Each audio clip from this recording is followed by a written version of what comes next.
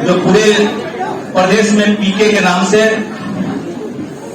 और इनकी पहचान राष्ट्रीय स्तर नहीं कहा जाए, उससे भी बाहर की पहचान है और बहुत सारे लोग नहीं भी जानते होंगे, तो आज जान जाएंगे जो हमारे मंच पर आ गए हैं। तथा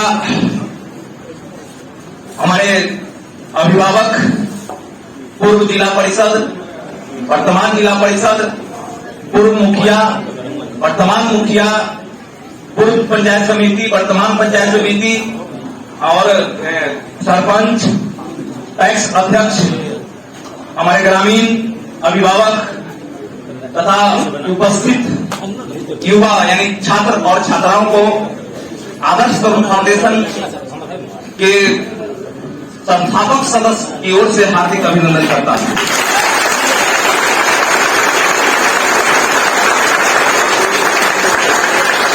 विशेष रूप से 14 वर्षों से इस कंधा से कंधा मिलाते चल रहे हैं, उसमें हमारे बीच नालंदा निवासी रोशन सर, समरजीत सर, मुकेश और यहाँ उपस्थित सतीश, विपिन और विजय वर्मा और अमित जी और अन्य लोग। हालांकि इसका लिस्ट बहुत लंबा है, कार्यक्रम बहुत लंबा हो जाएगा, इसलिए मैंने शॉर्ट किया है। मैं सबको तहे दिल से आभार प्रकट करता हूं और इस मन से धन्यवाद देता हूं और हम चाहेंगे कि सर उन लोगों से मिले जो 14 साल से इस संस्थान को जिला ही नहीं जिला से बाहर पहुंचाने का इन लोगों ने काम किया है। हालांकि यहाँ नाम मेरे नाम से ही जाना जाता है, लेकिन ऐसा सच्चाई नहीं है। इन लोगों का भी उतना ही योगदान है जितना हमारा है।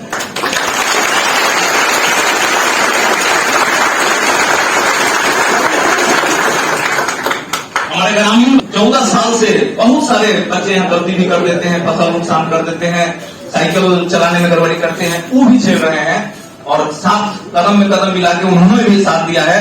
मैं फिर से उनसे आभार प्रकट करता हूं और मैं आपसे बता दूं कि मैं इससे पहले पीके से यानी प्रशांत किशोर जी से पटना में मिला था, इनका थीम को समझा और मुझे अच्छा लगा। इनका टीम लगातार हमारे कॉन्टेक्ट में है। उन्होंने कहा कि मैं आपके यहाँ कार्यक्रम कराना चाहता हूँ, एक नई यानी जन सुराज। हालांकि हिंदी थोड़ा क्लिष्ट है, बहुत सारे आम लोगों को समझ में नहीं आती है, चाहे आती है तो अच्छी बात है। इन्होंने कहा है कि गुड गवर्नेंस यानी कि नई प्रकार का शासन, यानी इनको पूरा विश्वास नहीं है परंपरागत राजनीति में, परंपरागत शासन में, कि इतना दिन से तो आप लोग घर चला ही रहे हैं, लेकिन शायद उस तरह से घर आगे नहीं बढ़ रहा है, यानी राजनीति में इवोल्यूशन हो रहा है। ये चाहते हैं कि रिवोल्यूशन आए, अब तो ध्यान देंगे राजनीति में इवोल्यूशन हो रहा है, इससे देश प्रदेश में इवोल्यूशन हो रहा है, स्वतः विकास धीरे धीरे हो रहा है, लेकिन इनका मानना है कि रिवोल्यूशन आए। इनका संवाद होगा, यहाँ मंच से बहुत सारे लोग आके नहीं बोलेंगे, आप सवाल करेंगे, हमारे पीके सर उनका जवाब देंगे या इनके मन में और क्या है, जनसुराज के लिए क्या क्या कर सकते हैं।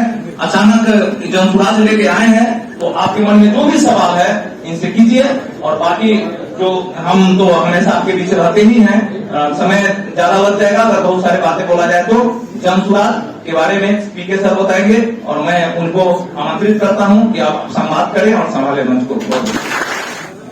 उनको कॉम्पिटिटिव एग्जाम्स में तैयार करने के लिए बिहार में एक सुपर 30 है जिसको देश विदेश में लोग जानते हैं। मुझे लगता है कि आपका प्रयास उससे कम नहीं है।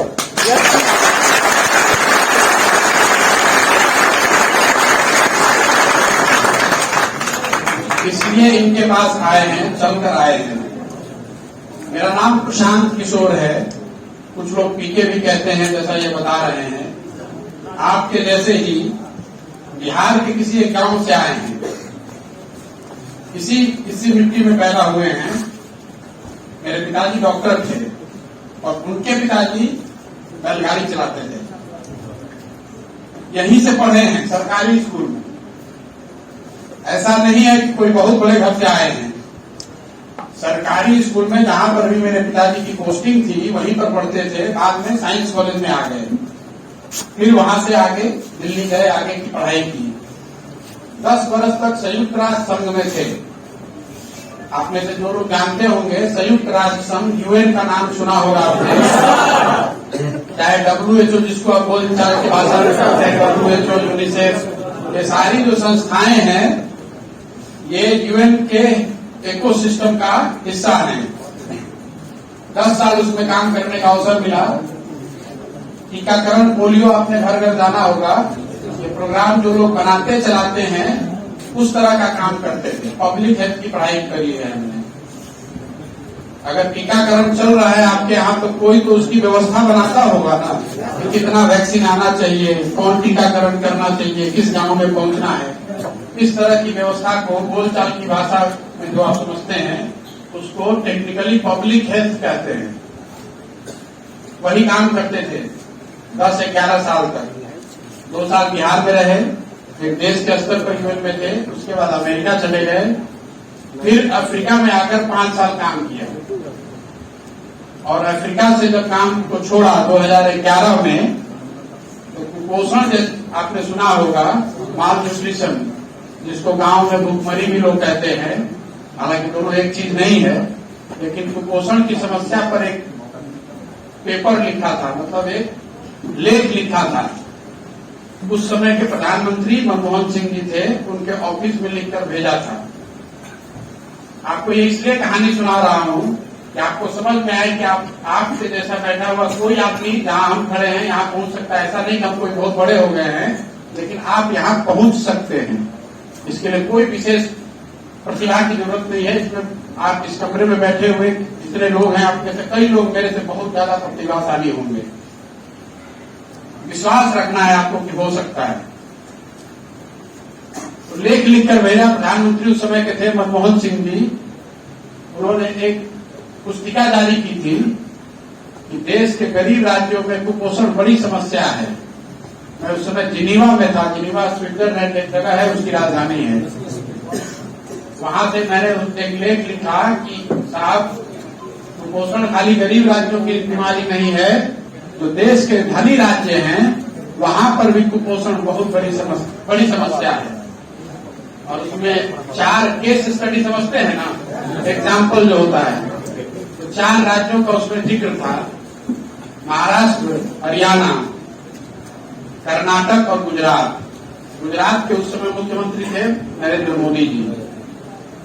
लेख लिख कर भेज दिए। आप लिखकर प्रधानमंत्री के यहाँ भेजिएगा तो कोई पढ़ता थोड़ी नहीं, कोई पढ़ा तो उस समय भी नहीं, लेकिन जो भी व्यवस्था रही होगी तो उन 4 राज्यों के मुख्यमंत्रियों को लेख भेज दिया गया। मोदी जी की आप समझ लीजिए उनकी खूबी मान लीजिए कि उनके ऑफिस में संपर्क किया। अब चाहे जिस मंशा से किया हो, कुपोषण सुधारने के लिए किया हो या इसलिए किया हो कि भाई कौन आदमी है जो गुजरात के खिलाफ में कुछ बोल रहा है। हालांकि मेरा उस समय इंटेंशन कोई ऐसा नहीं था कि किसी के खिलाफ और पक्ष में बोले। हमको जो पढ़ाई पढ़े थे वही बात लिखी थी। उनके लोगों ने संपर्क किया। तब मैं अफ्रीका में था। लीबिया का नाम सुने हैं? कर्नल गद्दाफी को जब हटा दिया गया था तो वहां से बहुत सारे लोग लीबिया के छोड़कर एक जगह है चाद, जहां सहारा डेजर्ट है, तो वहां लोग भागकर, वो लीबिया के साउथ में है, लीबिया के दक्षिण साइड में चाद एक जगह है, वहीं पर उस समय मैं काम करता था। तो वहां पर संपर्क हुआ। फिर मोदी जी से बातचीत हुई 2011 में, और वो नौकरी छोड़कर यहाँ आ गए मोदी जी के साथ काम करने। आए थे कुपोषण पर ही काम करने। तो जो लोग आपको बताता है कि बहुत बड़े राजनीतिक विशेषज्ञ हैं, रणनीतिकार हैं, उनको पता नहीं है। हम आए थे वही कुपोषण पर काम करने। धीरे धीरे ऐसी नियति जिसको कह लीजिए, या आपके भाग्य में जो लिखा है उसके हिसाब से उस डायरेक्शन में चले आए। जब नौकरी छोड़े तो हमारे पिताजी ने बताया मेरी मदर को कि तुम्हारा लड़का पागल हो गया है, नौकरी छोड़कर पता नहीं क्या करने आ रहा है यहाँ पर। लेकिन धीरे धीरे व्यवस्था बन गई। आप जानते हैं 10 वर्ष में थोड़ी बहुत सफलता मिली है। 2011 से लेकर 2021 तक कुल 11 देश और राज्यों के चुनाव को मिला देंगे तो 11 चुनावों का हिस्सा रहा हूं। एक ही चुनाव हारे हैं, उसमें कोई चुनाव हारे नहीं। और चुनाव एक हारे यूपी में, कांग्रेस के साथ काम कर रहे थे, इसीलिए उनको प्रणाम कर दिया कि आपके साथ फिर काम नहीं करेंगे।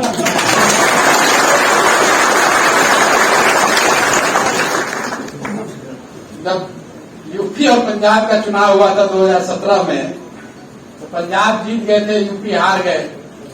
जब गांधी परिवार के किसी सज्जन से मैं मिल रहा था, जिसको आप लीडर जानते हैं, तो उन्होंने कहा कि आप क्यों छोड़ना चाहते हैं?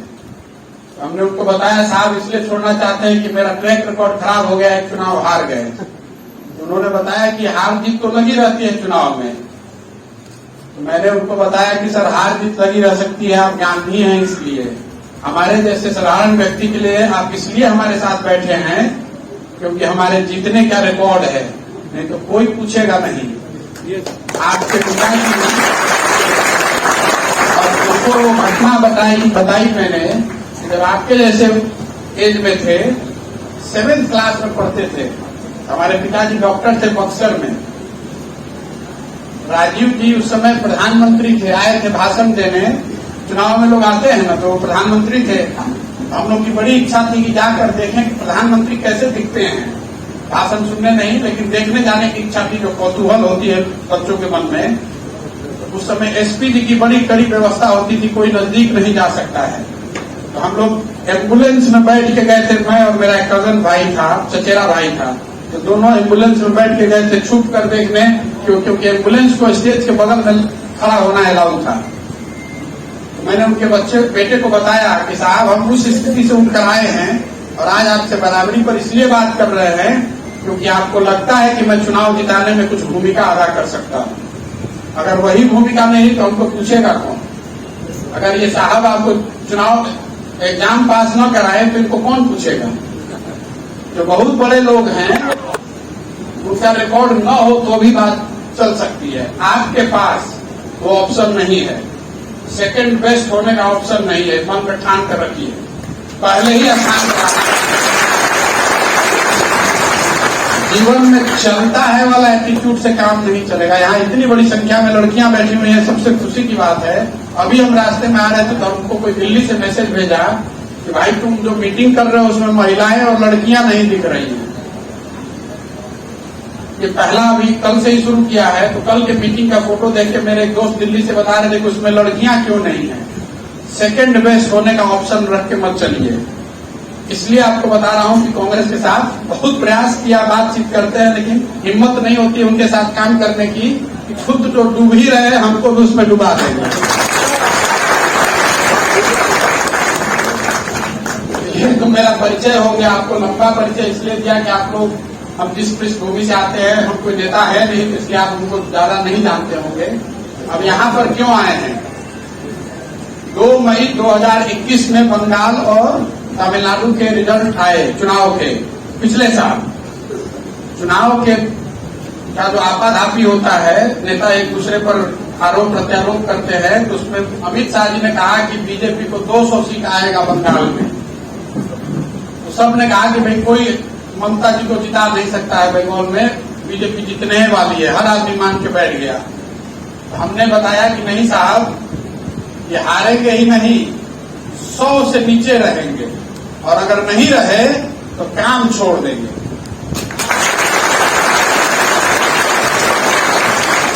चुनाव के 4 महीना पहले बताया, इसलिए नहीं बताया कि कोई बहुत अहंकार है या कोई बहुत ज्यादा समझ है। इसलिए बताया कि 2 साल बहुत कड़ाके से मेहनत करी थी, 15 घंटे 16 घंटा वहां काम किया है, और जो काम करते हैं उसमें ईमानदारी रखते हैं, और ये भरोसा है कि अगर काम में मेहनत किया है तो जीत कर ही आएंगे। उस समय इंडिया टुडे में एक साक्षात्कार हुआ, तो लोगों ने बताया साहब ये बात आप कह रहे हैं, जिस दिन रिजल्ट आएगा तो बीजेपी का आदमी आपको इतना परेशान करेगा, क्योंकि बीजेपी अगर हार भी जाए तो 100 से ज्यादा सीट तो उसको जरूर आएगी, तो आपको परेशान कर देगा, आपका जीना मुश्किल कर देगा। खैर वो तो हुआ नहीं, भगवान की दया से बीजेपी को 77 ही आया, तो जान बच गई। लेकिन फिर तय किया कि भाई अब जीवन में जो कर रहे हैं अब कुछ नया करना चाहिए। तो 10-12 साल जिसको आप चुनाव का रणनीति बनाना कहते हैं, पॉलिटिकल स्ट्रेटेजिस्ट जिसको कहते हैं, चुनाव प्रबंधन के नाम से जानते हैं, वो काम मुझे ऐसा लगा कि अब आगे इसमें करने के लिए बहुत कुछ नहीं है, इसको छोड़ देते हैं। और छोड़ने के बाद 1 साल से ये तय कर रहे हैं कि क्या करें। क्या करें, किस उधेड़बुन में रहें। और साल भर सोचने समझने के बाद ये तय किया कि अभी देश में सबसे बड़ा चुनौतीपूर्ण काम ये है कि बिहार को आकर इसको बदला जाए। और इसके लिए अब आने वाले जीवन के 4, 5, 7, 10 साल लगाना चाहते हैं। क्यों बिहार को बदलने की जरूरत है? कई लोगों को ऐसा लगता है कि लालू जी आए तो बिहार पिछड़ गया। कुछ लोगों को लगता है कि नीतीश जी के कुछ पिछले साल अच्छे नहीं हैं, पहले वाला 5 साल बहुत अच्छा था। आप सुनते हैं ना, ऐसा चर्चा होती है गांव में। बिहार के लड़कों को और कुछ आए चाहे राजनीति तो आती है, ठीक से बोलिए। सभी बैठ जाइए। फोटोग्राफी हर एक कॉर्नर से हो रहा है, वीडियोग्राफी भी है, सभी को मिल जाएगा पूरे ग्रुप में।